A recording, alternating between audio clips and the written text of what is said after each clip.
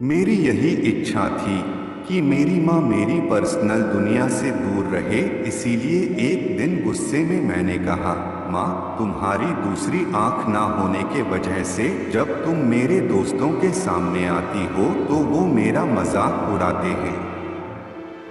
तुम मर क्यों नहीं जाती? उस समय मुझे थोड़ा बुरा महसूस होने लगा था, लेकिन दूसरी ओर मैं खुश भी था क्योंकि हर समय मैं जो कहना चाहता था वह मैंने आज कह दिया था। लेकिन ये सब सुनने के बाद मेरी माँ ने मुझे कुछ नहीं कहा और मुझे भी नहीं लगता कि मैंने उनसे कुछ इतना बुरा और दुख देने वाली बात कही हो। मैं इस गरीबी से और मेरी माँ से दूर कहीं जाना चाहता था। तभी से मैंने बहुत पढ़ाई की। मैंने अपनी माँ को भी छोड़ दिया और पढ़ने के लिए दूसरे शहर आया और वहाँ के यूनिवर्सिटी में मुझे एडमिशन भी मिल गया।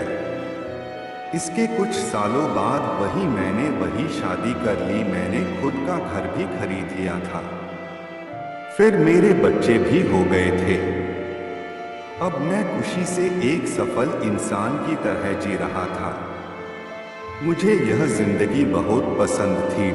दिन ब दिन यह खुशी बढ़ती ही जा रही थी। लेकिन एक दिन अचानक मेरी माँ को मैंने अपने दरवाजे पर देखा। तब सभी मुझसे पूछने लगे कि यह कौन है। तो मुझे कहना पड़ा कि यह मेरी माँ है। तब मुझे ऐसा लगा जैसे मेरी सारी खुशियाँ आकाश से नीचे गिर गई हो। मेरी माँ की एक आंख की डर से मेरी छोटी बेटी भी भाग गई थी। तभी मैंने भी मेरी माँ से पूछा, तुम कौन हो? मैं तुम्हें नहीं जानता। मैंने इन्हें डांटते हुए कहा, तुम्हारी हिम्मत कैसे हुई मेरे घर आने की और मेरी बेटी को डराने की?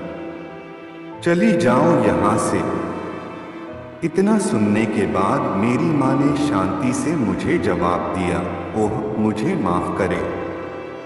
शायद मैं गलत एड्रेस पर आ गई और वह चली गई। मैंने भगवान का शुक्रिया अदा किया कि उन्होंने मुझे नहीं पहचाना। अब मैं शांत महसूस कर रहा था और मैंने अपने आप से कहा कि अब मैं अपनी पुरानी जिंदगी के बारे में कभी सोचना भी नहीं चाहता। कई दिन खुशी से बिताने के बाद एक दिन मेरे पुराने स्कूल का लेटर मेरे घर आया। मैंने अपनी पत्नी से झूठ कहा कि मैं बिजनेस ट्रिप पर जा रहा हूँ। मेरे पुराने स्कूल को चला गया। उसके बाद मैं अपने पुराने घर झोपड़ी में गया। मैंने वहां पाया कि मेरी माँ ठंडी फर्श पर गिरी हुई थी। ये सब देखने के बाद भी मेरी आंखों से एक आंसू तक नहीं निकला। उनके हाथों में कागज का एक टुकड़ा था। उन्होंने लिखा था, मेरे बेटे, मुझे लगता है कि अब मेरे जाने का समय आ चुका है और अब मैं तेरे घर भी नहीं आ सकती, लेकिन मैं एक बार तुम्हें देखना चाहती हूँ, तुमसे मिलना चाहती हूँ। मुझे तुम्हारी बहुत याद आती है। और जब मैंने सुना कि तुम यह अपने पुराने स्कूल में किसी काम से आ रहे हो तो मुझे काफी खुशी हुई। लेकिन मैंने निश्चय किया कि एक आंख होने की वजह से मैं तुम्हारे लिए स्कूल नहीं जाऊंगी और मैं नहीं चाहती थी कि मुझे देखकर तुम्हें घबराहट हो। तुम्हें याद होगा कि जब तुम बहुत छोटे थे तब तुम्हारा एक एक्सीडेंट हुआ था और तुमने अपनी एक आंख खो दी थी। एक माँ होने की वजह से मैं तुम्हें एक आंख में बड़ा होता नहीं देख सकती थी, तो मैंने तुम्हें अपनी एक आंख दे दी और आज मुझे गर्व है कि मेरा बेटा इस पूरी दुनिया को देख सकता है।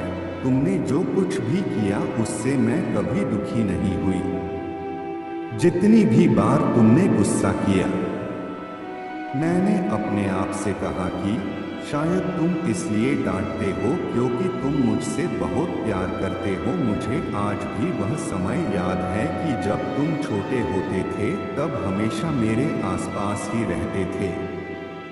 मैं तुम्हें बहुत याद करती हूँ। I love you. मेरे लिए तुम ही मेरी दुनिया हो। ये सब पढ़कर मुझे लगा कि मैंने उस इंसान से नफरत की जो पूरी जिंदगी मेरे लिए जिया। मुझे अपनी माँ के लिए रोना आ रहा था। अब मुझे अपनी सबसे बड़ी गलती का एहसास हो चुका था। इस कहानी से हमें ये सीख मिली है कि किसी इंसान के अपंगत्व के लिए कभी उससे नफरत ना करें, कभी अपने माता पिता की बेइज्जती ना करें, उनके बलिदानों को कभी ना भूलें। उन्होंने ही हमें ये जिंदगी दी है।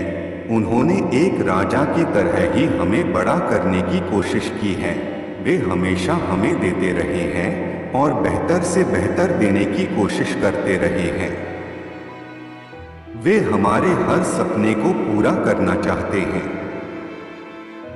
हमेशा हमें सही रास्ता दिखाकर प्रेरित करते हैं।